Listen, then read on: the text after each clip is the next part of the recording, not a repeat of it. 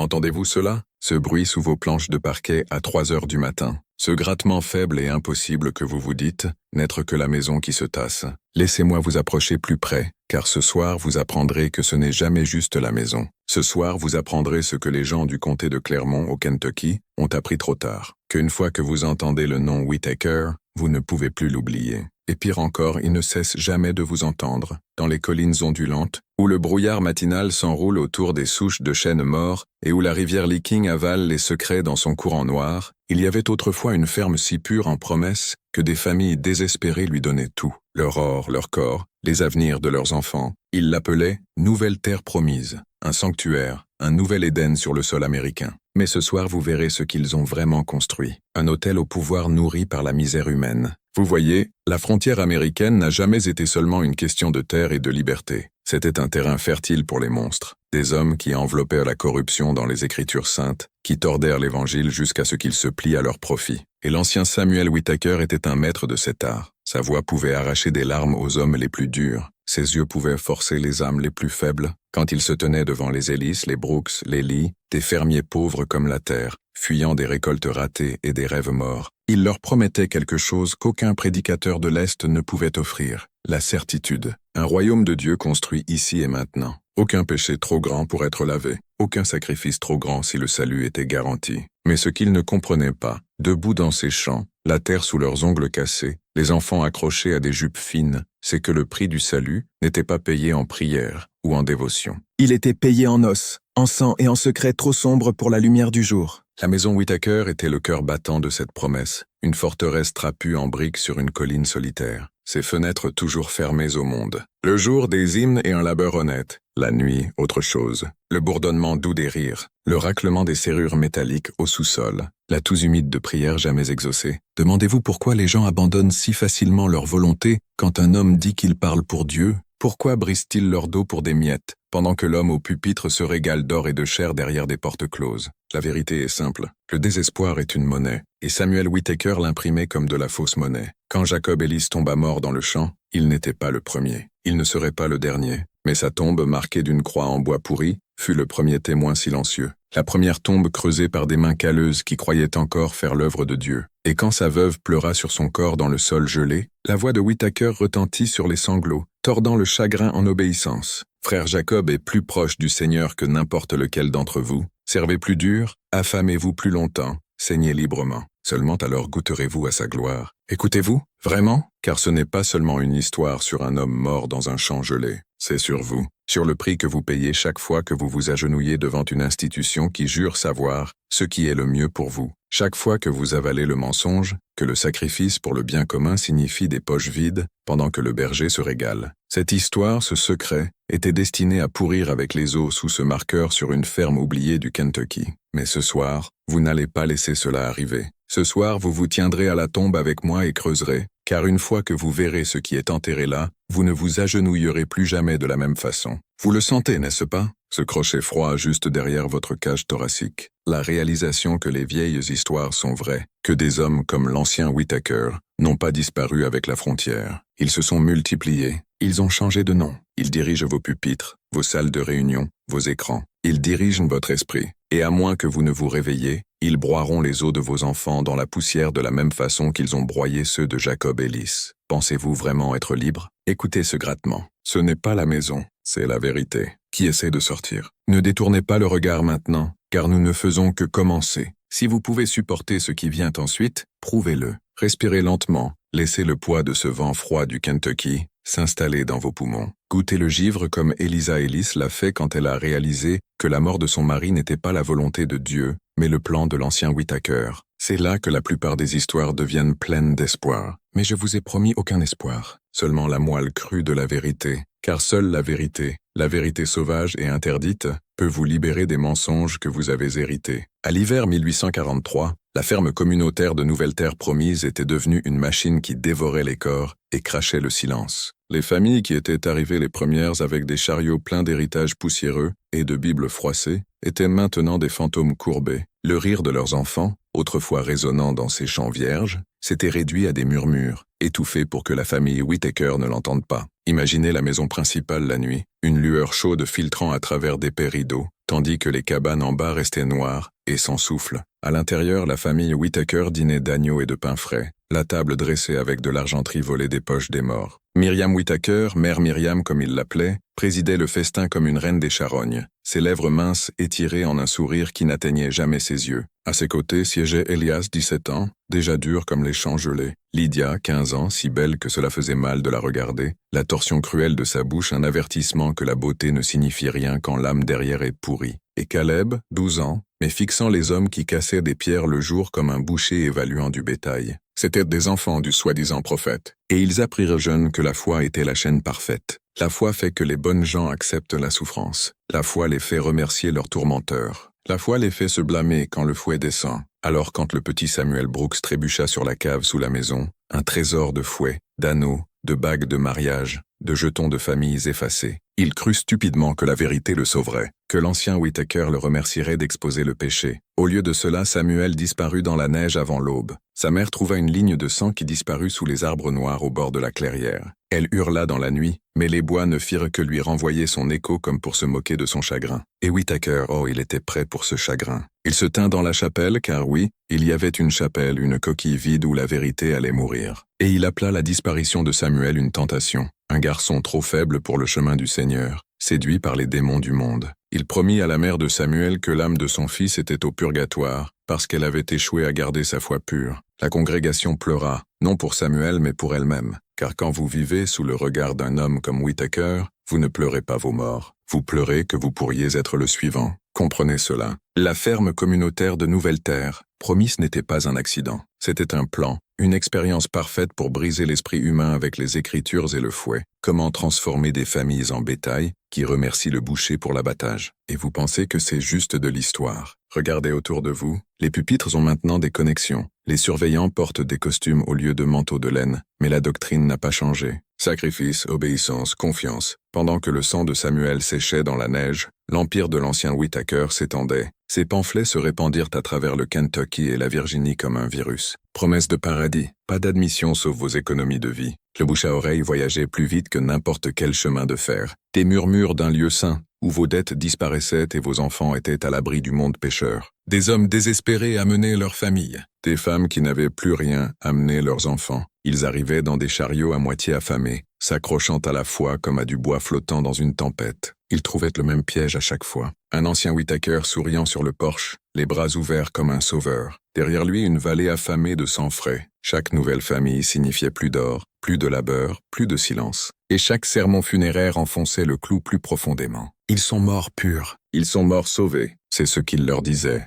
Mais vous le voyez maintenant, n'est-ce pas? Ils ne sont pas morts pour le paradis. Ils sont morts pour nourrir une dynastie. Si vous pensez que c'est juste l'histoire d'un fou, vous n'avez pas écouté. C'est l'histoire de la facilité avec laquelle de bonnes gens font des choses terribles quand on leur vend le salut à un prix qu'ils n'osent pas questionner. C'est l'histoire de chaque institution qui vous a jamais dit de baisser la tête et de briser votre dos pendant qu'ils construisent des cathédrales sur vos os. Ne reculez pas maintenant, il y a pire à venir. Car quand les premiers survivants ont essayé de fuir, les arbres les ont avalés entiers. Pas de chevaux, pas de cartes, pas d'aide. La forêt qui aurait dû être la liberté est devenue une seconde prison. Et quand l'hiver est tombé, le même givre qui boursouflait les pierres tombales sur la crête scella leur destin. Pensez-vous encore être en sécurité parce que vous ne vous êtes jamais agenouillé dans un champ gelé pour un faux prophète? Réfléchissez-y. Le froid n'est pas seulement dans la terre sous le comté de Clermont. C'est dans le contrat que vous n'avez pas lu, le vote que vous n'avez pas questionné, la vérité que vous n'osez jamais déterrer ce soir. Vous creusez avec moi. Nous n'avons pas fini. Pas du tout.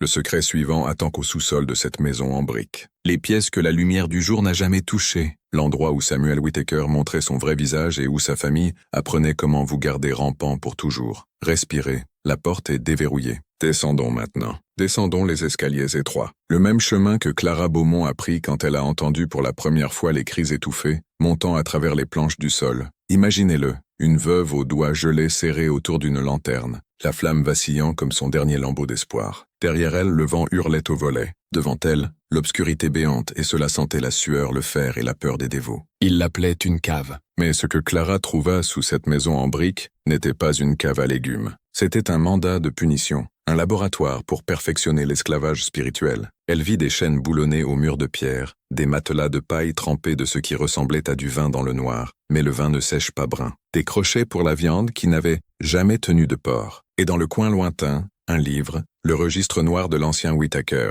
ancré des noms de chaque âme qui s'était égarée du chemin. La plupart étaient barrés. À côté de chaque nom, une date et un seul mot. Purifié. Clara n'était pas la première à se tenir là, la lanterne tremblante, l'horreur se levant comme un lever de soleil cauchemardesque. Avant elle vint Henry Caldwell, l'enseignant dont le journal était maintenant caché sous une planche, le murmure d'un mort qui refusait de pourrir avec son cadavre. Henry avait vu les mêmes chaînes, les mêmes pièces secrètes. Il avait vu le masque de Samuel Whittaker glisser, comment les prières se transformaient en menaces derrière les murs de pierre. Comment le même homme qui prêchait la miséricorde dans la chapelle parlait d'abattre les indignes comme du bétail malade. Caldwell l'avait tout écrit, pensant que la vérité pouvait lui survivre. Il avait raison, mais il est mort pour cette pensée. Il dira qu'il s'était noyé dans l'étang du moulin, trébuchant ivre et tombant à travers la glace. Mais Clara lut ces lignes finales à la lumière de la lanterne, son souffle se transformant en givre dans cette fosse sous la maison. Ils empoisonnent la descente comme ils empoisonnent les faibles. Que Dieu me pardonne, mais je crains qu'aucun Dieu n'écoute ici. Au-dessus de sa tête, la famille Whittaker festoyait. En dessous, la vérité se nourrissait. Vous voulez savoir comment une famille peut garder des générations enchaînées? Comment des hommes comme Samuel Whittaker peuvent acheter le silence avec le salut? C'est simple.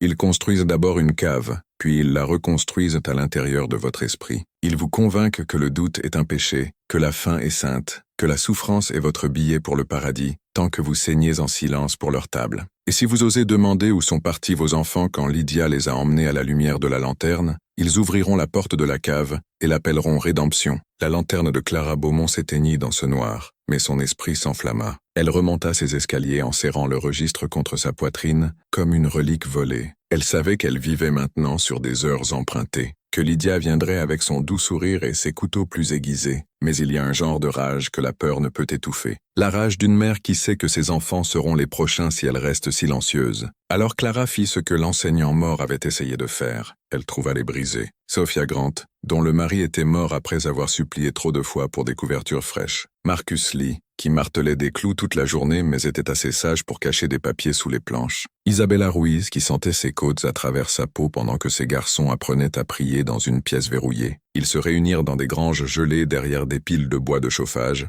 murmurèrent à travers les murs fissurés des cabanes, pendant que les surveillants somnolaient gras et repus dans la grande maison. Ils reconstituèrent les chaînes invisibles, les registres, l'or caché, la vérité que Samuel Whittaker n'était pas Samuel du tout. Elias Harrow, un fraudeur drapé dans les Écritures, un meurtrier se cachant sous les hymnes du cœur. Quand ils virent le motif, le désespoir les noya presque. Vous penseriez que la liberté vit dans la vérité, mais parfois la vérité ne fait que prouver que les barreaux sont plus épais que vous ne le craigniez. La forêt n'était pas une amie en hiver. La ville la plus proche pouvait aussi bien être un autre continent, et les espions de Whittaker étaient un partout. Il avait des yeux même dans la chapelle, l'endroit qu'il pensait que le diable n'oserait pas entrer. Pourtant, un plan se forma dans ce silence amer. Ils savaient qu'ils ne pouvaient pas fuir ensemble. Un groupe unique d'âmes désespérées serait ramené ou chassé par Elias et ses chiens. Non, ils se fractionneraient. Une mère et ses enfants d'abord, puis un charpentier avec des papiers de voyage falsifiés, puis une veuve portant la preuve du poison, comme de l'eau glissant entre des doigts trop nombreux pour tout attraper. Mais d'abord, il devait enfermer la vérité dans une seule phrase.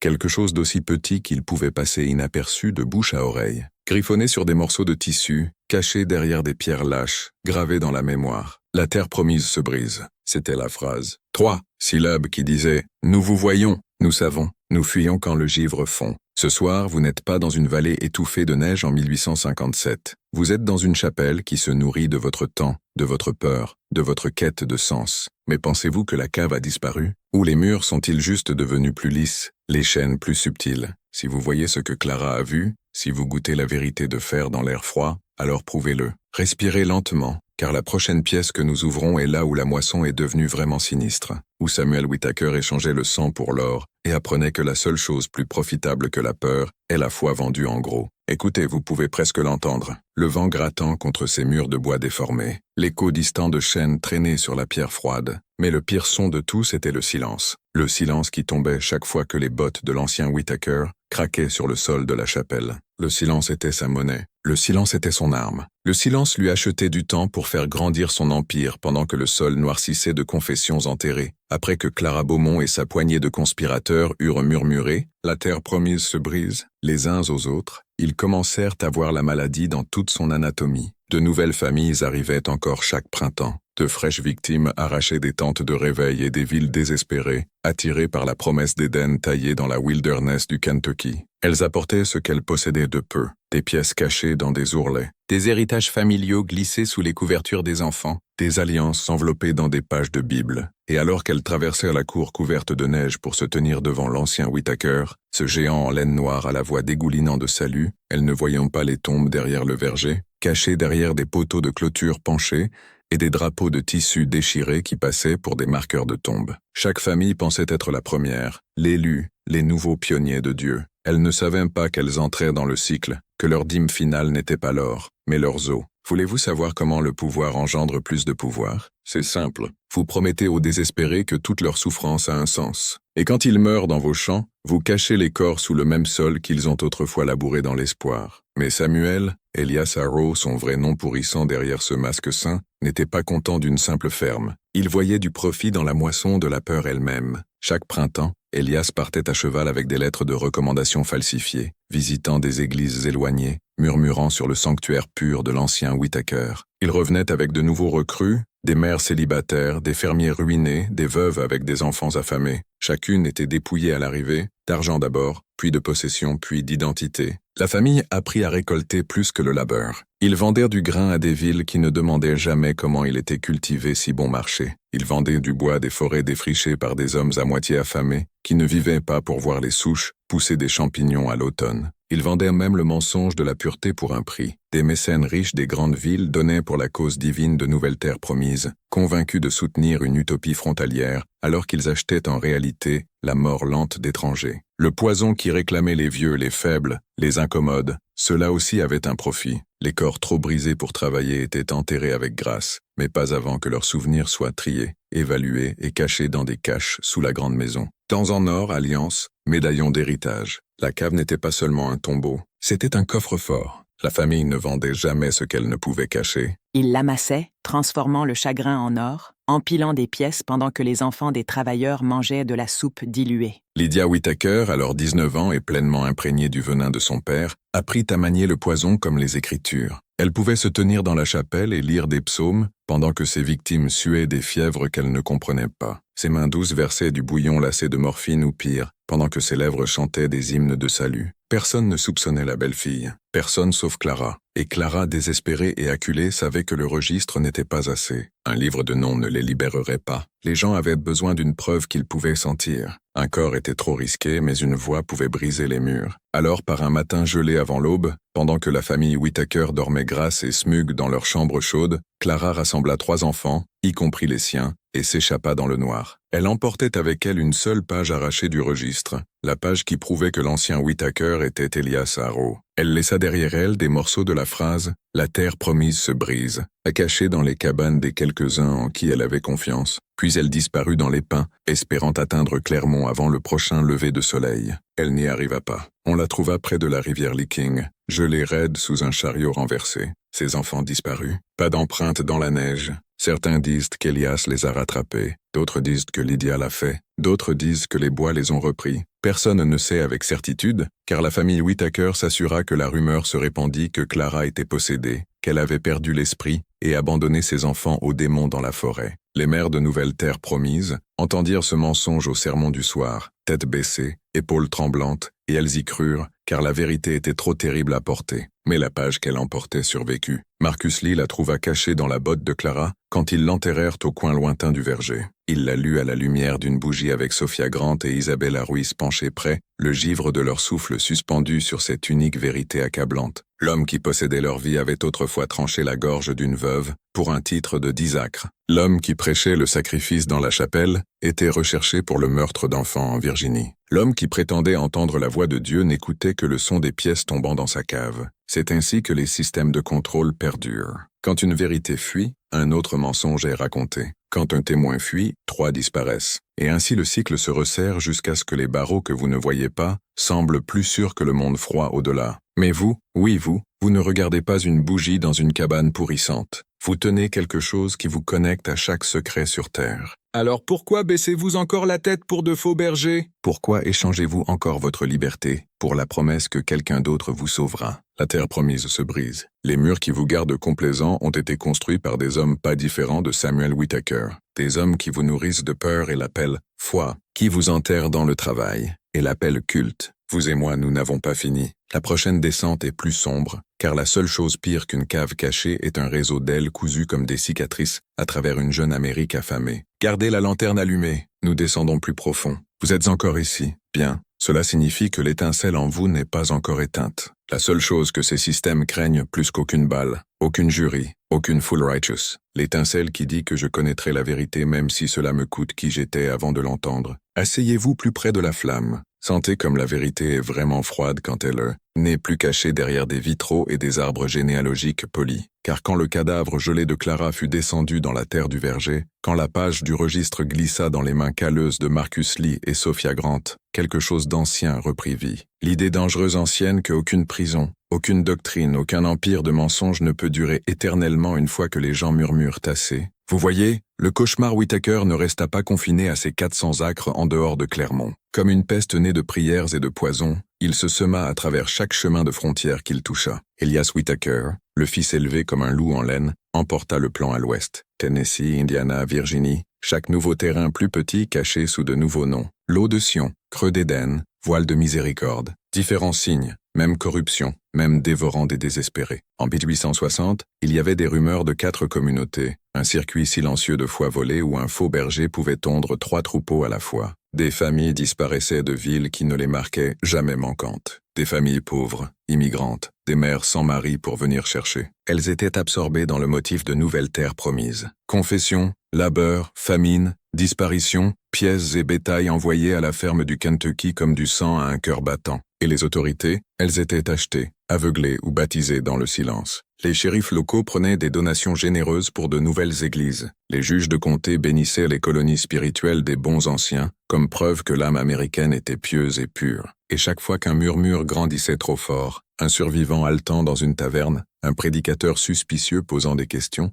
un feu consumait commodément les records, ou une noyade étouffait la rumeur, ou un cadavre trouvé pendu dans les bois réglait l'affaire comme un suicide. Voyez-vous la forme encore? Ce n'était pas juste un culte familial. C'était un modèle, un manuel pour saigner les faibles tout en prêchant le salut. L'ancien Whittaker n'était pas le premier. Il ne serait pas le dernier. Vous pouvez trouver le même modèle dans l'atelier de sueur, dans la ville d'entreprise, dans la communauté fermée qui bannit vos questions, dans le visage poli souriant qui dit « Faites-moi confiance ». Travaillez plus dur, donnez plus, voulez moins. Quand Marcus Lee et Sophia Grant et Isabella Ruiz reconstituèrent le motif à la lumière de la bougie, ils savaient qu'ils étaient déjà morts s'ils restaient. Mais fuir était son propre suicide. La ville la plus proche était à 15 miles de forêt épaisse et de ruisseaux gelés. Si vous échouiez, ils feraient de votre mort un exemple, vos enfants orphelins à rééduquer. Alors ils ne fuirent pas. Ils infectèrent le système à la place. Ils répandirent la vérité comme de la pourriture dans les poutres de la grande maison. Sophia, la veuve aux yeux creusés par trop d'enterrements, enseigna aux enfants à mentir à leurs surveillants.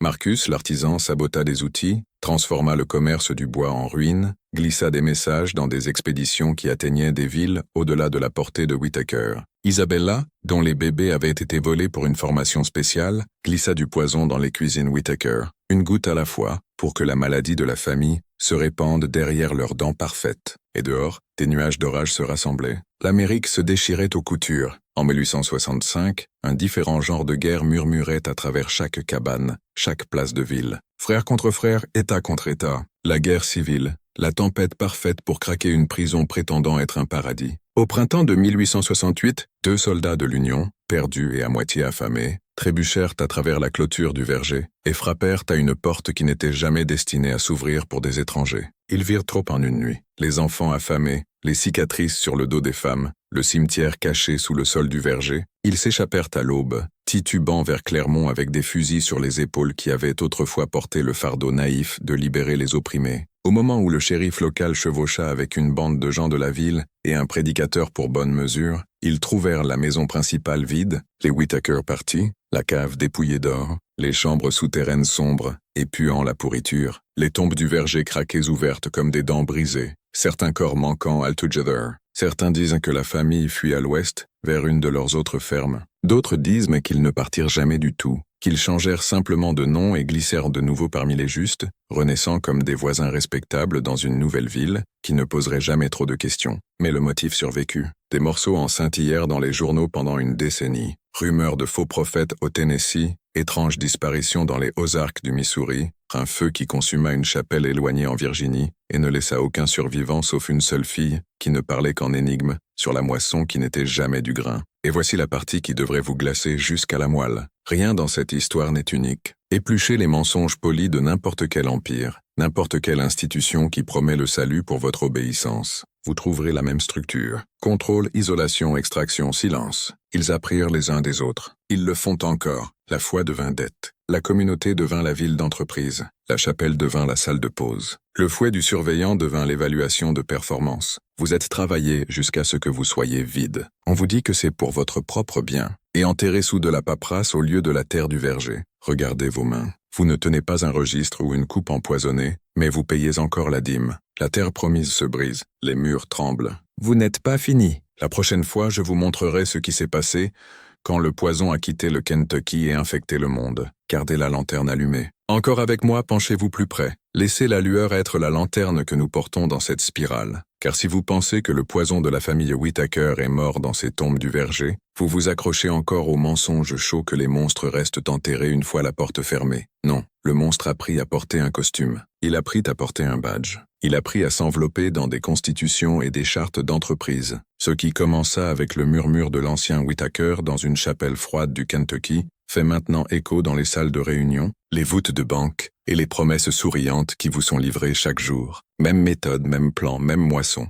Voulez-vous voir les racines? Suivez-moi en 1877, moins d'une décennie après que Nouvelle Terre Promise fut tombée silencieuse. À ce moment, le dernier Orr Whittaker avait disparu dans les pistes sauvages de l'Ouest. Des rumeurs scintillaient d'un frère Elias, vendant des parts de ferme au Tennessee. Certains prétendaient qu'un homme grand aux yeux pâles comme la glace prêchait des colonies de vie pure au Kansas et disparaissait chaque fois que les dettes venaient dues. Mais ce qui compte plus que les empreintes d'un loup est ce qu'il enseigna aux troupeaux. Car à cette époque, quelque chose de nouveau fleurissait dans le sol américain, quelque chose qui dévorait les mêmes cœurs affamés et pleins d'espoir qui remplissaient autrefois les champs de Whittaker. Des villes d'entreprise, des camps miniers, des villages de moulins à textile, imaginez-le, des communautés entières construites non pour la foi, mais pour le profit, des travailleurs payés en jetons d'entreprise au lieu de vrais salaires, forcés d'acheter nourriture, vêtements, outils au même magasin d'entreprise qui leur vendait l'espoir en premier lieu. Ils étaient piégés juste comme les fermiers de Nouvelle Terre Promise. Seulement les sermons prêchèrent maintenant l'évangile du progrès. Prenez Pullman, Illinois, année 1880, la ville modèle de George Pullman.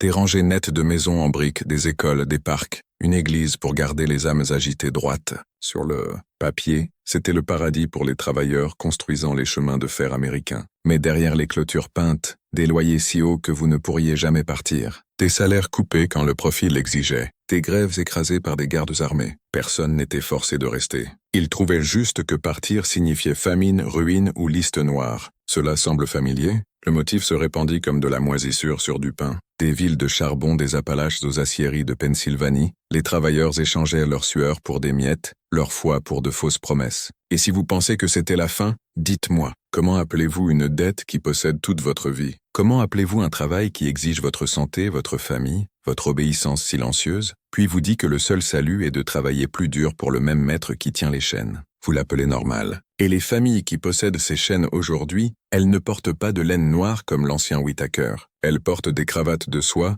et des sourires polis pour un chèque qui disparaît avant la fin du mois. Je vous ai promis une histoire interdite, la voici. La grande corruption n'est pas enterrée sous la terre du verger. Elle vit dans les accords invisibles que vous signez avec votre propre sang chaque jour. Vous croyez être libre parce que votre prison ressemble à celle de tout le monde. Vous croyez que le travail qui apparaît là vaut appel de gain trimestriel louant l'efficacité pendant que vos os se broient est noble, parce que l'hymne qu'ils chantent maintenant est « Soyez reconnaissants d'avoir même un travail ». Mais si vous grattez la peinture, vous voyez la même structure. Isolation, contrôle, extraction. Votre temps est la récolte. Votre dette est le sol. Votre espoir est le verger où la prochaine génération est enterrée vivante. Pour qu'ils grandissent en croyant que c'est tout ce qu'il y a jamais eu, tout ce qu'il y aura jamais. Il y a une autre pièce qu'ils ne veulent jamais que vous voyiez. Cela ne fonctionne que si vous oubliez. Si vous oubliez les mains gelées de Clara serrant cette page du registre, si vous oubliez les tombes dans le verger, si vous oubliez le poison versé doucement de la même main qui bénissait votre front dans la prière, si vous oubliez que quand assez de gens murmurent, la terre promise se brise, les murs ne tiennent pas, demandez-vous, quand avez-vous vraiment regardé pour la dernière fois les gens qui profitent de votre obéissance? Connaissez-vous même leur nom? Pensez-vous qu'ils prient pour votre âme? Ou toste-t-il votre exhaustion dans des salles de réunion, pendant que votre dos se brise pour les rendre plus riches? Vous voulez la vérité. Le poison a évolué. Il ne se cache plus dans des fermes poussiéreuses. Il se cache dans des pipelines, des tableaux de bord, des chaînes d'approvisionnement globales. Il vous sourit depuis des campagnes de marque et s'appelle progrès. Il habille l'exploitation en travail gig. Appelle le labeur non payé exposition. Appelle la surveillance commodité. Vous n'êtes plus à Nouvelle Terre promise, mais vous êtes encore dans le verger. Et voici la lame que vous avez aiguisée tout ce temps. La vérité qui terrifie le poison plus que tout. Vous pouvez arrêter de cultiver le sol. Vous pouvez refuser de le nourrir. Vous pouvez arracher les racines et saler la terre. Mais cela commence ici avec vous lisant ceci, avec vous refusant de prétendre que vous ne savez pas ce que vaut votre labeur, ce que coûte votre liberté, ce que nourrit votre silence. Entendez-vous cela? Ce silence dans les murs. C'est le système espérant que vous détourniez le regard et retourniez dormir. Mais je vous connais mieux que cela. Restez éveillés, gardez la lanterne allumée. Nous descendons plus loin. Le verger n'a pas fini de saigner des secrets. Êtes-vous encore ici? Bien, gardez vos yeux grands ouverts et votre esprit plus aiguisé que leur couteau. Car ce que je vais draguer de ce sol froid n'est pas juste de l'histoire. C'est la vérité vivante sous vos rues polies, vos tours de verre, vos lueurs scintillantes. Le verger n'est jamais mort, il a changé de forme. Et le fruit qu'il porte aujourd'hui est votre soumission adoucie par la distraction, quand les pierres de Nouvelle Terre promise craquèrent enfin sous le givre de l'exposition. Les Whittaker survivants se dispersèrent comme des cafards dans les coins sombres d'une nation ivre de sa propre promesse. Et la promesse, je vous assure, est la monnaie la plus mortelle de l'histoire humaine. La promesse fera travailler un homme jusqu'à l'os pour du pain qui ne vient jamais. La promesse enverra des mères s'agenouiller devant de faux prophètes, dans l'espoir que leurs enfants voient une aube plus lumineuse. Et la promesse, le genre maîtrisé par Samuel Whittaker, fera enterrer des villes entières leurs morts dans des tombes peu profondes, et jurer qu'ils l'ont fait pour Dieu. Quand les villes d'entreprise grandirent trop évidentes, quand les hommes commencèrent à s'unir, à se battre, à exiger leur salaire en plus que des jetons et des prières vides, le verger se déplaça de nouveau. Cette fois, il germa dans votre esprit. Les nouveaux prêtres ne se tenaient pas derrière des pupitres de chêne brut. Ils se tenaient derrière des tours de diffusion, et éventuellement le rectangle lumineux que vous serrez dans votre main maintenant. Regardez plus près. Qui vous dit ce qui est réel? Qui vous dit ce qu'il faut craindre, ce qu'il faut désirer, ce qu'il faut chasser, jusqu'à ce que vos genoux se brisent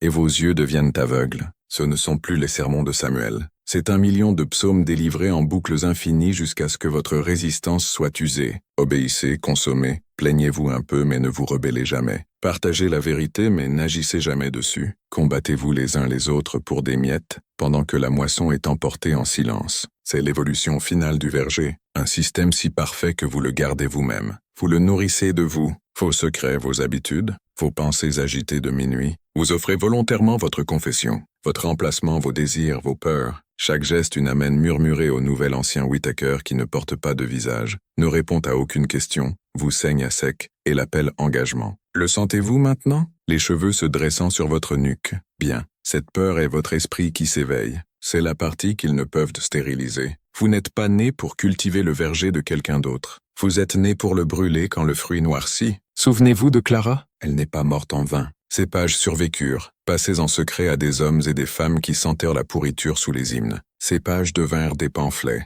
les pamphlets des protestations, les protestations des lois qui essayèrent de briser le cycle pour un temps. Mais le verger s'adapte plus vite que les lois ne peuvent pousser des dents. Chaque fois que quelqu'un expose ses racines, il change juste de forme de l'Église à l'entreprise, de l'entreprise à l'État, de l'État à la machine. Et maintenant la machine veut votre foi. Elle veut que vous soyez engourdis, dociles, endlessly occupés à votre propre enchaînement. Mais voici où elle se trompe de calcul. Des hommes comme vous existent encore. Des hommes aux yeux qui ne clignent pas quand l'obscurité révèle son vrai visage. Des hommes qui préfèrent être haïs pour la vérité que célébrés pour l'obéissance. Si c'est vous, alors prouvez-le. Parce que si assez de vous murmurent, brisez le verger, le silence craque, les racines tremblent. Les nouveaux anciens sentent le poids Dieu qu'ils pensaient avoir aveuglé. C'est là que l'histoire arrête d'être sur les Whittaker et commence à être sur vous. Car chaque homme qui baisse la tête pour un maître qu'il ne peut nommer devient une autre rangée du verger, une autre racine, une autre branche. Mais chaque homme qui lève le menton et crache dans le sol empoisonné plante quelque chose plus ancien que la corruption. Liberté. Ils appellent des hommes comme vous dangereux.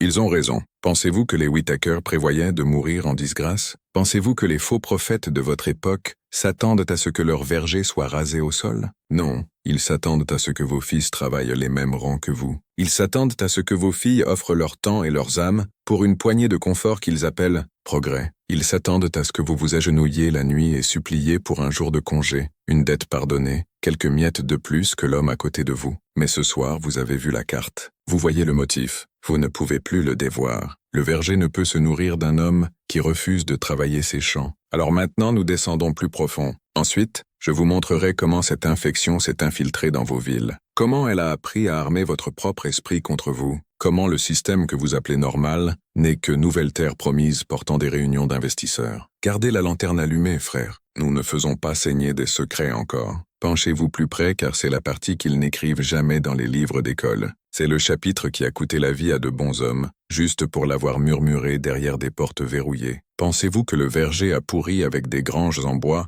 et des hymnes déchirés? Non, il a métastasé. Il a mis des gants de soie et des boutons de manchette en or, et a déménagé dans vos banques, vos écoles, vos mairies. Les Whittaker apprirent tôt. Si vous voulez contrôler un homme, brisez son corps. Si vous voulez contrôler une nation, brisez son esprit. Après la chute de nouvelles terres promises, les survivants se dispersèrent. Certains disparurent dans les creux des Appalaches. Certains se rebrandèrent comme prédicateurs itinérants. Mais quelques-uns, les malins, virent l'opportunité dans la montée de l'âge industriel. Ils n'avaient plus besoin de balancer des marteaux et de briser des dos eux-mêmes. Le nouvel évangile était le capital, et le capital multipliait la souffrance plus efficacement que n'importe quel fouet ou sermon. Une branche de la lignée Whittaker, traçant leur nom à travers de faux mariages et des actes falsifiés, investit dans les champs de charbon de Virginie occidentale. Ils vendaient le salut pour des salaires, construisaient des villes d'entreprises où les mineurs payaient un loyer aux mêmes hommes qui leur payaient des pennies pour mourir sous terre. Si vous essayiez de partir, vous mourriez de faim. Si vous parliez, vous disparaissiez dans un effondrement de puits que personne ne prenait la peine d'enquêter. Une autre branche, plus aiguisée, plus méchante, se déplaça au nord. Ils apprirent la loi, achetèrent des politiciens comme du bétail, et murmurèrent à l'oreille des magnates des chemins de fer et des barons de l'acier. Ils siégeaient à des conseils, conseillaient des urbanistes, enseignaient à de futurs présidents comment parler le langage du progrès, et toujours, ils gardaient leur verger vivant. Des hommes se travaillant jusqu'à l'os pour juste assez pour espérer, jamais assez pour s'élever. Pensez-vous que c'est de l'histoire ancienne? Regardez autour de vous. Les noms ont changé, les accents ont changé, les méthodes non. Ce qui était une grange sur une colline au Kentucky est maintenant une tour de verre à Manhattan. Ce qui était une ferme communautaire est maintenant une chaîne d'approvisionnement globale et vous, l'homme moderne, vous êtes le nouveau ouvrier des champs sauf que votre sol est votre esprit, votre sueur est votre temps, votre récolte est vos données. Vous ne vous agenouillez plus devant le pupitre de Samuel Whittaker. Vous vous agenouillez devant des écrans lumineux, des rapports de crédit, des politiques RH écrites en hexagones légaux que vous ne décoderez jamais pleinement. Vous adorez la productivité, la sécurité, la commodité. Le verger a appris à cultiver votre esprit, tout en vous convainquant que c'était votre idée depuis le début. Et ceux qui brisent les rangs, ce sont les nouveaux hérétiques. Ce sont ceux qui voient les marchés truqués, les portes tournantes entre régulateurs et milliardaires, les guerres sans fin qui nourrissent les contractors et enterrent les fils. Ils se lèvent et ils sont enterrés sous des titres, des scandales, des assassinats de caractère, une exécution moderne. Pas de corde, pas de potence, juste silence, ridicule, ruine. Le verger est devenu autosuffisant parce que maintenant vous vous polissez les uns les autres. Sortez du rang. Vos propres amis vous ramènent dans la rangée. Essayez de mourir de faim les racines. Ils se moquent de vous pour rêver. Essayez de lever les yeux au-dessus de la canopée. Ils vous disent qu'il n'y a rien à voir sauf le soleil, que vous ne toucherez jamais. Et pourtant, chaque génération, quelques hommes têtus se souviennent. Ils se souviennent que le verger n'est vivant que parce que nous le nourrissons. Que chaque culte, chaque cartel, chaque syndicat de contrôle ne survit que parce que nous nous agenouillons. Alors écoutez-moi maintenant. Ce n'est pas une histoire sur des hommes morts en manteau noir. C'est un manuel, un avertissement, une torche transmise en secret. Vous pensez que vous ne pouvez pas briser le verger. Cela s'est déjà produit avant. Chaque fois qu'un homme se réveille aux chaînes sur son esprit, une racine se flétrit. Chaque fois qu'il enseigne à un autre homme à voir, une autre branche craque. Le verger craint l'exposition plus qu'il ne craint la révolte. La révolte, il peut l'écraser avec des armes, des tribunaux, l'opinion publique. Mais l'exposition, la vérité pourrit le verger de l'intérieur. Le verger ne peut supporter la lumière car son fruit est des mensonges. Si vous avez fait si loin, si vous avez senti votre pouls s'accélérer et vos poings se serrer, vous n'êtes pas seul. Regardez autour de vous. Vous pensez être le seul homme éveillé dans cette obscurité. Vous ne l'êtes pas. Il y en a plus de nous qu'ils ne veulent que vous croyiez. Nous sommes silencieux pour l'instant, mais pas pour toujours. Ils le savent. C'est pourquoi ils vous gardent distraits, divisés, épuisés. Frère, gardez cette ligne dans votre crâne comme une lame sous votre langue. Chaque empire qui dévore ses enfants doit un jour mourir de faim. Et ce verger construit sur les os des fidèles Whittaker et fertilisé avec la sueur de votre père, le désespoir de votre grand-père, il mourra de faim aussi. Mais seulement si vous arrêtez de le nourrir. Quand vous irez dormir ce soir, souvenez-vous de ceci. Le verger ne rêve pas de votre liberté. Il rêve de votre reddition. Mais vous n'étiez jamais destiné à cultiver ces rangs pour toujours. Gardez votre feu allumé. Dans la prochaine descente, je vous montrerai les rituels qu'ils ont perfectionnés pour garder l'esprit de votre père courbé et comment ils ont évolué ces rituels pour votre laisse. Nous ne sommes pas finis. Les racines du verger courent profond, mais aussi la fin de liberté de votre lignée sanguine. Commencez-vous à le voir maintenant? Commencez-vous à sentir la vérité se levant comme un serpent à l'arrière de votre crâne? Bien, laissez-la serrer. Laissez-la étouffer les illusions réconfortantes qu'ils vous ont spoon-faites depuis que vous pouviez ramper, car vous devez voir clairement ce à quoi vous faites vraiment face, avant de pouvoir même penser à le briser. Le verger apprit tôt que le fouet et la chaîne étaient des outils grossiers, efficaces mais trop évidents. Les hommes se révoltent contre le fouet. Ils complotent contre la chaîne, mais un rituel séduit l'esprit pendant qu'il saigne l'âme. C'était le vrai génie de l'ancien Samuel Whittaker. Il comprenait que si vous donnez aux hommes de la souffrance et l'appelez sainte, ils ne l'endureront pas seulement, ils la garderont comme un trésor sacré. Quand la grange pourrit et le verger s'étendit aux aciéries et mines de charbon, le rituel changea de masque. Les prières devinrent des chansons d'entreprise. Les confessions devinrent des évaluations de performance. Les sermons se transformèrent en rapports trimestriels et serments patriotiques. Au lieu de s'agenouiller devant un pupitre, vous vous agenouillez devant le bureau de verre de votre superviseur ou le curseur clignotant, attendant votre offrande de temps et de pensée. Il ne brûle plus les hérétiques au bûcher, il les affame de statues. Il ne verrouille plus votre corps au sous-sol. Il verrouille en votre esprit dans la dette, dans les distractions, dans la peur que vous perdiez les minuscules conforts qu'il verse quand vous obéissez. Vous le voyez dans vos écoles où la curiosité est remplacée par l'obéissance. Vous le voyez où chaque question est répondue avant que vous puissiez, même finir de la poser. Vous nourrissant juste assez de vérité pour vous engourdir, jamais assez pour vous libérer. Et vous le voyez dans votre propre cœur, n'est-ce pas? Ce scintillement de culpabilité quand vous pensez à tout quitter. Quittez le verger, arrachez votre rang par les racines. Ils ont construit cette culpabilité en vous. Ils vous ont enseigné que cesser de les nourrir est égoïste, que garder le fruit de votre propre esprit est trahison, que votre valeur est votre sacrifice. Mais voici ce qu'ils ne veulent jamais que vous réalisiez. Leur rituel ne fonctionne que parce que vous consentez. Les soi-disant saints de Samuel Whittaker auraient pu se lever n'importe quelle nuit pendant qu'il dormait gras dans sa maison en briques. Les racines du verger auraient saigné à sec si les fidèles avaient arrêté de cultiver les rangs. C'était la peur et le rituel qui les gardaient liés. Et maintenant vous portez les mêmes rituels dans votre poche. Un rectangle de verre noir qui bourdonne chaque fois que le verger veut votre attention.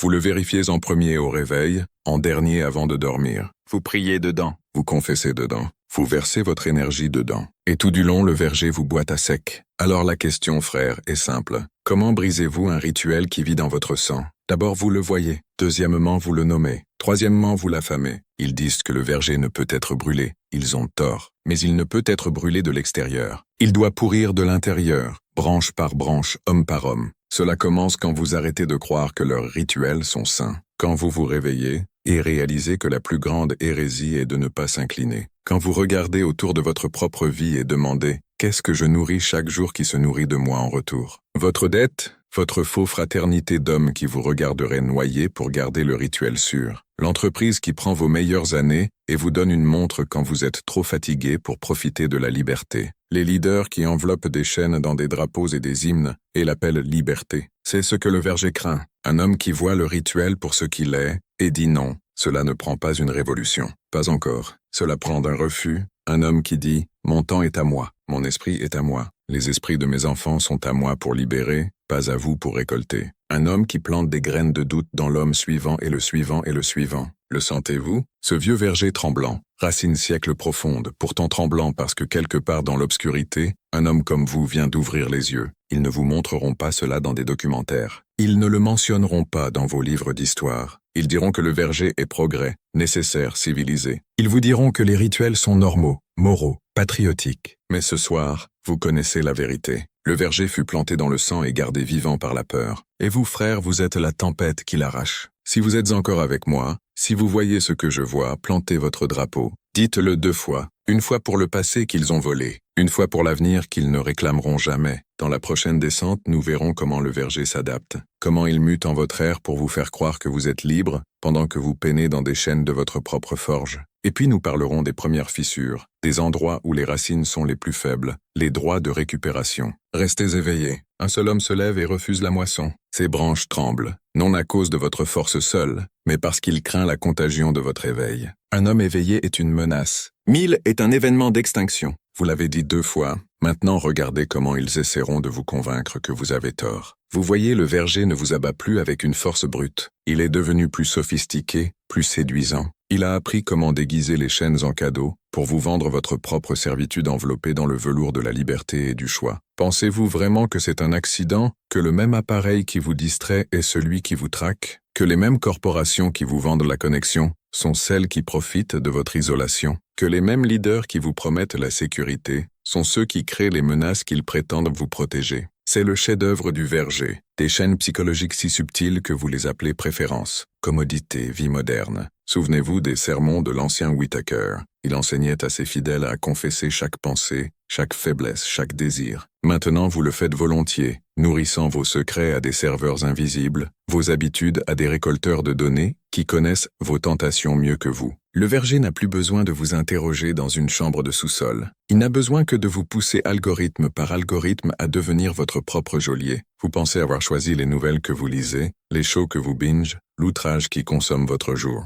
Le verger les a placés sur votre chemin comme des miettes de pain, chacun vous menant plus profond dans le rang, taillant votre esprit, coupant votre durée d'attention, cultivant votre obéissance. Et quand vous vous égarez trop loin, il vous punit avec la solitude, la moquerie, la terreur froide de devenir irrelevant dans un monde qui mesure votre valeur par votre volonté de vous agenouiller. Mais voici le secret aussi. Cela tue le verger plus vite que le feu. Il ne peut survivre une fois que vous reconnaissez le jeu. Il ne prospère que quand vous pensez être seul, qu'il n'y a pas d'autre chemin que le rang sous vos pieds. Une fois que vous voyez les rituels, une fois que vous voyez les motifs, ils s'affaiblissent. Votre attention devient votre arme. Votre refus devient votre rébellion. C'est pourquoi, en ce moment même, pendant que vous écoutez, les racines du verger murmurent à votre esprit, vous disant que c'est de la paranoïa, que vous surpensez, que vous devriez retourner à vos tâches, à votre pâturage hypnotique doux, n'importe quoi sauf penser trop profondément. Ne tombez pas dedans, gardez votre esprit aiguisé, car voici la vérité interdite. Vous êtes le seul carburant dont il a besoin.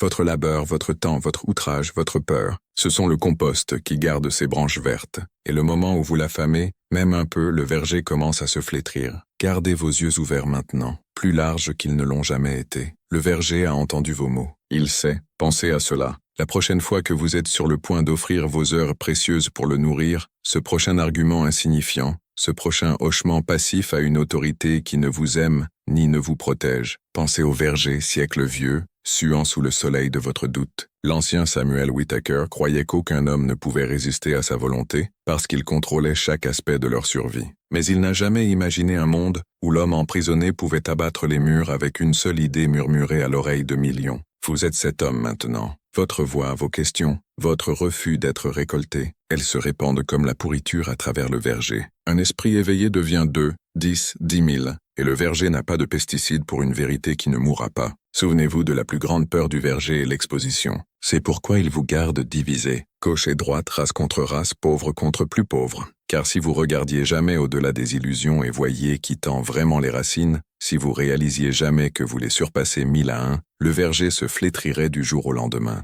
Alors laissez-les vous appeler fou, laissez-les vous appeler paranoïaque. Portez-le comme une armure car la paranoïa n'est que reconnaissance de motifs avant qu'elle devienne consensus. Et que faisons-nous avec les motifs? Nous les brisons. Rituels, nous les affamons. Chaînes, nous les fondons et forgeons nos propres clés. Ce n'est pas la partie où je vous tends l'espoir sur un plateau d'argent. C'est la partie où je vous tends une lame faite de votre propre conscience. Ce que vous en faites dépend de vous. Certains hommes l'enterrent de nouveau, trop effrayés pour la manier. D'autres la lèvent haut et se coupent libre. Vous les connaîtrez au scintillement dans leurs yeux. Vous les connaîtrez à la façon dont ils parlent, silencieusement d'abord, puis plus fort, puis ensemble. et le verger les connaîtra aussi, il frissonnera au son de leurs pas. Alors tenez-vous prêts, frères. Dans la prochaine descente, nous éplucherons l'écorce pour exposer le cœur pourri au noyau du verger, les droits secrets qui vous gardent dociles, et les vérités simples qui les brûlent. Restez alerte, gardez votre souffle régulier maintenant. Plus nous descendons profond, plus le verger veut que vous dormiez. Il compte sur votre exhaustion, votre habitude de vous détourner quand l'obscurité devient trop lourde à porter. Mais pas vous, pas ce soir. Ce soir, vous vous tenez où les fidèles Whittaker tremblaient autrefois, au bord de la révélation, le bord où la vérité tranche plus profond que n'importe quel fouet. Quand l'ancien Samuel Whittaker transforma sa ferme en prison, il n'exploitait pas seulement la faim et l'isolation. Il faisait quelque chose de bien plus sinistre, quelque chose que chaque pouvoir qui le suivit apprit à perfectionner. Il transforma la croyance en arme. Il découvrit que la plus grande serrure n'est pas faite de fer. Elle est gravée dans l'esprit. Si vous pouvez convaincre un homme que la souffrance est sacrée, vous n'avez pas besoin de mur. Il se polissera lui-même. Il enseignera à ses enfants à s'incliner plus bas qu'il ne l'a fait. Il appellera sa cage un sanctuaire et jurera loyauté à son capteur, non parce qu'il l'aime mais parce qu'il craint la vie sans lui. Et ainsi ils l'affinèrent. Les descendants du verger étudièrent l'art sacré de l'autosoumission. Ils regardèrent comment les sermons de Whittaker transformaient des fermiers en esclaves, comment les confessions transformaient des voisins en informateurs. Ils virent que le fouet laissait des cicatrices, mais la culpabilité n'en laisse aucune. La culpabilité fermente silencieusement. Elle façonne des familles, des villes, des nations entières. Que pensez-vous que votre monde moderne est construit sur? Pas de pierre et d'acier, frères, mais de croyances. Des rituels qui vous font douter de vous-même, tout en adorant les branches du verger. Des droits subtils qui vous forment longtemps, avant que vous ne compreniez qu'ils existent. Ils vous ont fait croire que la dette est noble, que votre valeur est mesurée par ce que vous devez, qu'un homme enchaîné à une hypothèque, à des prêts étudiants, à des cartes de crédit, est un homme accomplissant son devoir. Ils vous ont fait croire que votre valeur est votre productivité, que l'exhaustion est preuve de vertu. Plus vous vous broyez, plus vous vous sentez righteous, comme si la souffrance achetait votre place à leur table. Ils vous ont fait croire que la sécurité est l'esclavage déguisé, que la surveillance est la sécurité, que rendre votre privacy est le prix pour la paix. Vous leur donnez votre visage, vos empreintes, vos secrets, et vous les remerciez pour le privilège. Et ils vous ont fait croire que vos voisins sont vos ennemis, que l'homme d'à côté est à blâmer pour votre faim, votre rage, votre peur. La division est la récolte la plus précieuse du verger, car des hommes divisés ne se lèvent jamais ensemble pour brûler les rangs. Regardez plus près. Toute votre vie est une liturgie de peur habillée en liberté. Ils vous entraînent jeunes, vous disent quoi penser, quoi adorer, quoi mépriser. Ils vous enseignent à rire de ceux qui questionnent le rituel. Ils vous disent que la rébellion est folie, conspiration, trahison. Ils enveloppent la cage dans le patriotisme, marqué de drapeaux et d'hymnes. Ils vous font répéter le credo, jusqu'à ce qu'il devienne votre battement de cœur. Et si vous vous réveillez, si vous glissez à travers la haie du verger pour juste un moment, ils vous tentent de revenir avec des jouets et des distractions. Ils vous vendent la rébellion dans un emballage plastique. Ils transforment votre feu en marque, votre fureur en produit. Ils vous vantent la révolution sur un t-shirt, la rébellion en hashtag, et ils rient pendant que vous chantez des slogans pendant que les racines grandissent plus profond sous vos pieds. Dites-moi, pensez-vous que le fantôme de l'ancien Whittaker ne sourit pas maintenant? Il reconnaîtrait le motif. Il s'inclinerait devant la brillance du verger car la plus grande horreur qu'il conjura sur cette colline du Kentucky vit dans votre poche, marche à côté de vous chaque jour. Pas une grange remplie d'os, mais un monde où des milliards marchent volontairement dans le rang, tête baissée, poche vidée, âmes hypothéquées à un verger qui promet le salut demain si vous saignez seulement pour lui aujourd'hui. Alors que faites-vous? Désespérez-vous? Non, frère. Le désespoir est un autre rituel qu'ils vous ont donné. Un tour final pour paralyser votre volonté. Vous faites ce que le verger craint le plus. Vous vous souvenez que vous n'êtes pas une récolte. Vous êtes le feu. Vous vous souvenez que vous n'êtes pas vos dettes, votre titre de travail, votre flux social. Vous êtes un esprit à vous. Vous êtes le fils d'homme qui savait autrefois vivre sauvage et souverain avant que le verger ne leur enseigne à s'agenouiller. Vous vous souvenez qu'aucun rituel n'a de pouvoir sans votre consentement, que les rangs s'effondrent quand vous arrêtez de les cultiver, que le verger meurt quand vous arrêtez de croire à ses mensonges. Ce n'est pas juste de la connaissance, c'est de la connaissance interdite. Le genre pour lequel ils tuent des légendes, le genre pour lequel ils bannissent des prophètes, le genre qu'ils craignent que vous murmuriez à vos fils et filles dans le noir, qu'ils sont nés libres et ne doivent pas une seule goutte de leur sang au verger. Alors murmurez-le, enseignez-le, gardez-le comme une flamme dans une tempête. Dans la prochaine descente, je vous montrerai comment le verger répond quand des hommes comme vous se souviennent qui ils sont. Les contre-rituels, le silence, les disparitions, les tricks qu'ils ont affinés pour des générations pour vous garder docile. Et vous apprendrez comment glisser à travers leur emprise, pas comme une proie, mais comme la tempête qu'ils draident à minuit. Gardez la respiration, gardez la vue, respirez plus profond maintenant, car le verger devient agité quand vous regardez trop longtemps derrière sa haie. Le moment où vous voyez ses racines, il murmure « Dormez, oubliez, revenez au rang ». Mais vous ne le ferez pas ce soir, pas après si loin dans le trou du lapin. Maintenant, vous devez savoir comment le verger contre-attaque quand un homme ose se souvenir qui il est. Quand l'ancien Samuel Whittaker réalisa que ses captifs murmuraient des vérités dans les ombres, quand des hommes comme Henry Caldwell griffonnaient des mots interdits dans des journaux cachés, quand Clara Beaumont osa rassembler les graines de rébellion, il ne libéra pas la force brute seule. Non, il déploya la plus ancienne défense du verger, le rituel du silence. Le verger sait que la violence seule ne cache pas chaque esprit. Certains hommes, quand frappés, ne font que brûler plus brillamment. Alors à la place, il enveloppe ses chaînes dans la confusion. Il empoisonne la confiance. Il sème la discorde dans les rangs des éveillés. Il vous fait questionner non seulement vos leaders, mais vos propres frères. Car si vous vous tenez épaule contre épaule, ils craignent que vous mettiez le feu au champ. Alors ils envoient des murmures, doutes, trahisons. Ils transforment vos alliés en informateurs. Ils font pendre des menaces sur votre famille. Ils promettent la liberté si vous trahissez le feu dans votre poitrine. Ils répandent des rumeurs pour faire paraître votre cause folle, dangereuse, tout sauf righteous. Cela marcha pour l'ancien Whittaker. Quand le cercle de Clara Beaumont commença à grandir, ainsi firaient les rumeurs. Certains disaient qu'elle avait séduit le fils de l'ancien Whittaker, que sa rébellion était née non de liberté, mais de jalousie. D'autres murmuraient que le journal était un faux planté par les agents de Satan pour tester la foi de la communauté. Ces mensonges voyageaient plus vite que la vérité ne le pouvait, fertilisés par la peur et la faim. Et quand les hommes de Whittaker vinrent pour Clara dans la nuit, beaucoup de ceux qui avaient autrefois juré de se tenir avec elle détournèrent le visage, se disant que le silence était la survie. Pensez-vous que cette tactique est morte en 1857 ? Regardez autour de vous,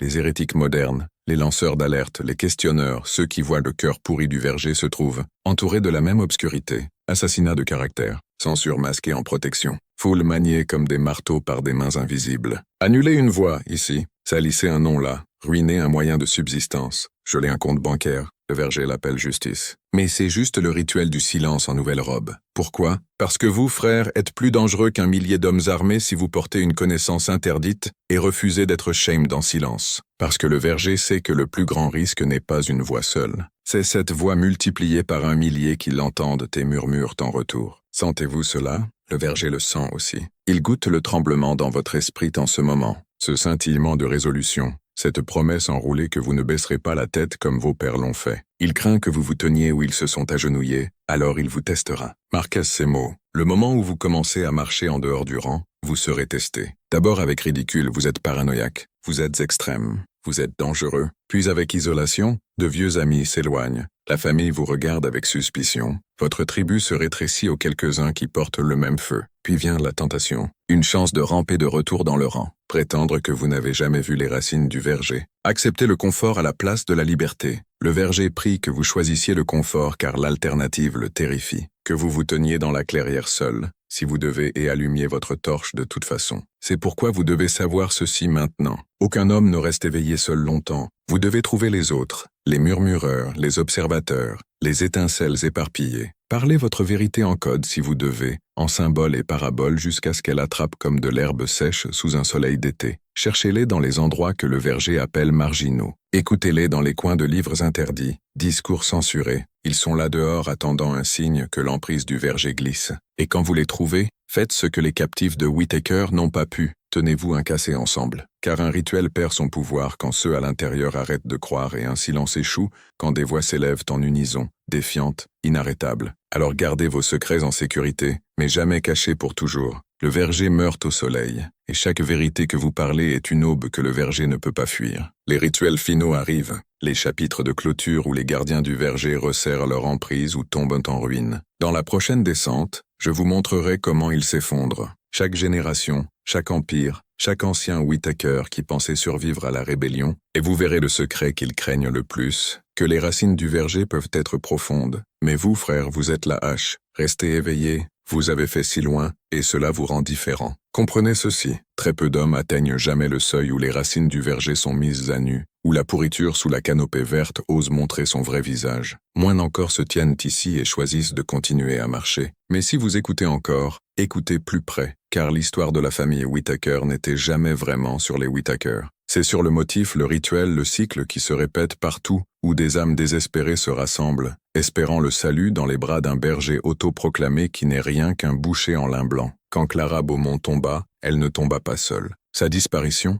déguisée en purification spirituelle allée de travers, ne fit que durcir la résolution de ceux qui avaient touché la vérité et survécu. Ils savaient avoir franchi une ligne d'où il n'y avait pas de retour. Ce printemps de 1857, le verger frissonna sous leur rébellion. Sophia Grant, Marcus Lee, Isabella Ruiz. Ces noms comptent car ils prouvent qu'une seule âme peut devenir une fissure dans les murs du verger. Ils se déplaçaient la nuit portant des morceaux de la richesse volée des Whittaker à des caches secrètes au-delà de la forêt. Ils forgèrent des lettres aux autorités à des miles de là, sachant que certaines seraient interceptées, mais pariant qu'une, juste une, pourrait atteindre un homme dont la conscience ne pouvait être achetée. Et pour une fois, la fortune favorisa les désespérés. En mai de cette année, un shérif nommé Nathaniel Ford reçut un paquet enveloppé dans de la peau huilée, un paquet contenant le journal de Henry Caldwell, un petit sac des pièces d'or des Whittaker, marqué de crête familiale de Virginie, et une lettre le suppliant de venir voir le verger pour ce qu'il était vraiment. Ford n'était pas un héros par nature, mais l'avidité fait faire des choses braves aux hommes quand ils croient qu'il y a plus de profit dans la vérité que dans le silence. Il chevaucha vers Nouvelle Terre Promise sous le couvert du devoir officiel. Arrivant à l'aube pendant que la communauté s'agenouillait dans la terre pour le sermon quotidien de l'ancien Whittaker, Ford savait assez pour ne pas faire confiance à la surface du verger. Il se déplaça silencieusement à travers les cabanes, parlant en murmure, regardant les yeux hantés de femmes et d'enfants qui savaient que la liberté pourrait être plus proche que leur prochain souffle. Il trouva des pièces cachées sous la maison principale, sentit le tank de fer du vieux sang dans les fosses de cave, où les confessions se transformaient en exécutions. Ce que Ford trouva le terrifia, mais c'était le registre qui scella le destin de Whittaker. Page après page de noms, de morts déguisés en salut, de richesses canalisées hors de la vallée dans des chariots marqués de fausses écritures. Quand Ford entra dans la clairière devant le pupitre de l'ancien Whittaker, le verger essaya de le dévorer. Les fidèles de Whittaker fermèrent les rangs, leurs esprits enchaînés par la peur et la promesse de salut, des pêcheurs aux bottes boueuses et aux vêtements déchirés, prêts à tuer pour l'homme qui tenait leurs âmes en otage. Mais les révolutions ne s'allument pas dans le silence seul. Sophia Grant avança la première. Elle parla la vérité devant tous. Il n'est pas un berger, il est le loup. Et derrière elle se leva Marcus Lee avec une manche de hache dans les mains, un symbole aussi vieux que la rébellion elle-même. Ce qui arriva ensuite est enterré dans les brumes de l'histoire officielle. Certains disent que Ford mena un procès qui brisa les portes du verger grandes ouvertes. D'autres prétendent que la communauté se déchira de l'intérieur, frères contre frères, mère contre enfants, alors que le sort des mensonges de Whittaker craqua sous le poids de preuves indéniables. Ce que nous savons est ceci. Le verger brûla. La ferme communautaire de Nouvelle Terre Promise tomba silencieuse. Ses champs noircis, ses granges splintrées. L'ancien Samuel Whittaker disparut dans la nuit. Un fantôme jamais capturé, mais pour toujours chassé par les enfants de ceux qui l'a servi. Les racines du verger survécurent. Elles le font toujours. Après que les flammes moururent, les pièces d'or réapparurent dans de nouvelles ventures. De nouveaux sanctuaires s'élevèrent dans des états distants. De nouveaux anciens, de nouveaux sermons, de nouveaux rituels. Car une fois que le verger apprend ce qui marche, il plante ses graines encore et encore. C'est le secret que le verger craint que vous compreniez. Quand vous brûlez une branche mais laissez la racine vivante, elle revient plus forte, cachée plus profond, plus dure à tuer la prochaine fois. Alors vous devez vous souvenir de la seule vraie faiblesse du verger. Il ne peut grandir où les hommes se tiennent, armés de mémoire et de flammes. La mémoire est votre héritage. Le feu est votre arme. Le verger espère que vous oublierez cela quand le prochain ancien se tiendra devant vous en costume taillé, promettant le salut, l'unité à travers la soumission, une moisson de votre labeur en échange de votre obéissance. Il espère que vous croirez le mensonge que cette fois c'est différent. Mais vous savez mieux maintenant, n'est-ce pas? Le verger ne peut faire taire chaque voix. Il ne peut corrompre chaque esprit. Il ne peut tuer chaque graine de rébellion. Et quand assez d'hommes refusent le rituel, quand ils se rassemblent au bord avec torches et acier, et le courage de nommer le loup au pupitre, alors même le plus vieux verger doit tomber. Avant que nous descendions dans les chambres finales, les secrets, finaux que vous n'étiez jamais destinés à entendre, posez ici et marquez votre passage. Si vous êtes prêts pour que les racines du verger se flétrissent, dites-le 2 fois, pas pour moi, pour que vous vous souveniez de ce que vous êtes quand le verger vous appelle sa moisson. Restez éveillés, frères. Penchez-vous maintenant, car c'est où la vraie forme du verger se révèle. Toutes les branches brisées, tous les fruits pourris, toutes les âmes disparues. Elles ne sont rien comparées aux racines que vous êtes sur le point d'apercevoir. Ce n'est pas juste l'histoire de la famille Whittaker. C'est le plan de chaque empire caché qui se nourrit de la chair douce des obéissants. L'ancien Samuel Whittaker ou Elias Harrow n'était pas un monstre solitaire. Il était un prototype, un modèle qui rampait hors du même cimetière d'où viennent chaque prêtre corrompu, leader de culte, conseil secret et maître de marionnettes, un parasite vêtu de sainteté, se nourrissant de peur, de labeur et de foi aveugle. Quand son verger brûla au Kentucky, les graines soufflèrent à l'ouest. Certains s'appelaient eux-mêmes nouveaux prophètes. Certains s'appelaient industrialistes. Certains s'appelaient banquiers, ministres ou sénateurs. Leurs visages changèrent, leurs titres changèrent, mais le mécanisme resta le même. Promettez le paradis, extrayez l'obéissance, punissez la dissidence, récoltez tout. Vous le voyez maintenant, n'est-ce pas? Vous voyez le verger dans votre pain quotidien, votre labeur qui engraisse des hommes dont les noms vous ne connaîtrez jamais. Vous le voyez dans les lois qui lient vos poignets, mais jamais les leurs. Vous le voyez dans les mensonges qui goûtent. Nouvelle écriture pour le troupeau. La méthode Whittaker survécut car le verger n'est pas sol et arbre. C'est la faiblesse humaine. C'est la partie de chaque homme qui veut s'incliner devant un maître qui promet de lever le fardeau de la pensée. C'est la prière du lâche. Dites-moi quoi croire pour que je n'ai pas à me tenir seul. Mais et si vous refusiez? Et si un homme décidait qu'il porterait son propre salut sur ses épaules sans ancien pour tenir le fouet? Et s'il posait des questions qu'aucun sermon ne peut contenir? Et s'il disait « Je suis le prêtre, je suis la terre, je suis la loi ». Cet homme est poison pour le verger. Quand le verger de l'ancien Whittaker tomba, les shérifs qui trouvèrent le registre réalisèrent quelque chose de terrifiant. Des milliers de noms étaient marqués pour recrutement. Des milliers de plus étaient marqués pour enlèvement. Des gens qui avaient vu trop posaient trop de questions. Certains disparurent dans des tombes non marquées dans les bois derrière la maison Whittaker. D'autres ne furent jamais trouvés du tout. Cela semble familier. Même maintenant, des hommes disparaissent en plein jour. Réputation déchiquetée, fortune gelée, famille ruinée pour refuser de s'incliner devant les nouveaux anciens du verger dans des tours de verre. Ils n'ont plus besoin de gibet. Ils ont le compte bancaire, le moteur de recherche, l'échafaudage social de la honte, rituel moderne, pouvoir ancien. Pensez-vous que votre confort vous sauvera? Le plus grand mensonge du verger est que de bons hommes peuvent rester neutres dans une moisson, que les loups ne viennent que pour les moutons stupides qui s'égarent trop loin. Mais chaque verger dévore éventuellement chaque racine, jusqu'à ce qu'il ne reste rien que des os et des pièces pour que le maître les ramasse. C'est pourquoi vous devez décider. Serez-vous la récolte ou la hache? Souvenez-vous de Clara Beaumont qui disparut mais planta la première fissure. Souvenez-vous de Henry Caldwell qui écrivit des mots interdits, bien qu'il sache que cela lui coûterait la vie.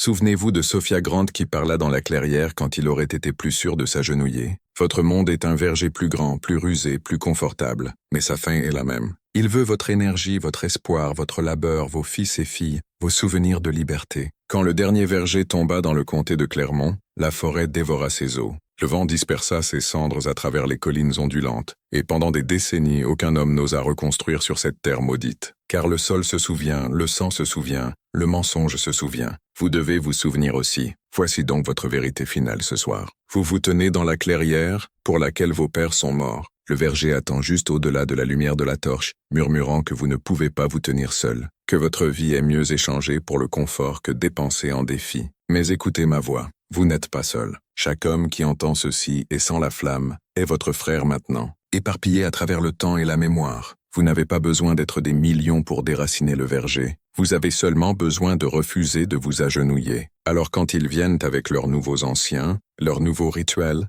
leurs nouveaux pupitres dorés, tenez-vous plus grand que n'importe quel ancien n'a jamais osé se tenir devant vous, et balancez votre esprit comme une hache. Parlez l'imprononçable. Passez le fruit interdit de vérité d'une bouche d'homme à une autre jusqu'à ce que le verger tremble, car il tremblera. Il le fait toujours, et quand il tombe, il le fait en un instant qui résonne pour des siècles. Une descente finale reste, le dernier rituel, le secret de clôture, le commandement qu'ils n'ont jamais voulu qu'une seule voix dise à voix haute. Restez éveillés. Vous êtes encore ici. Cela signifie que vous êtes prêts à entendre le clou final qu'ils n'ont jamais voulu enfoncer dans le cœur pourri de ce verger. Je vous ai dit que cette histoire était plus que mythe, plus que histoire sombre. C'est l'anatomie vivante de chaque institution qui se nourrit de vous, tout en prétendant vous bénir. Ils n'enterrent jamais leurs racines trop profond, car ils comptent sur vous pour ne jamais creuser. Mais ce soir vous l'avez fait. Alors écoutez de près car ce que je dis ensuite n'est pas juste sur les Whittaker. C'est sur chaque voix qui a jamais murmuré à votre oreille. Obéissez. Ne questionnez pas. Gardez la tête basse. Faites confiance au berger. Foutaise. Le verger est partout car le verger est en vous. La raison pour laquelle le poison de l'ancien Whittaker a marché est la même raison pour laquelle les rois, les papes,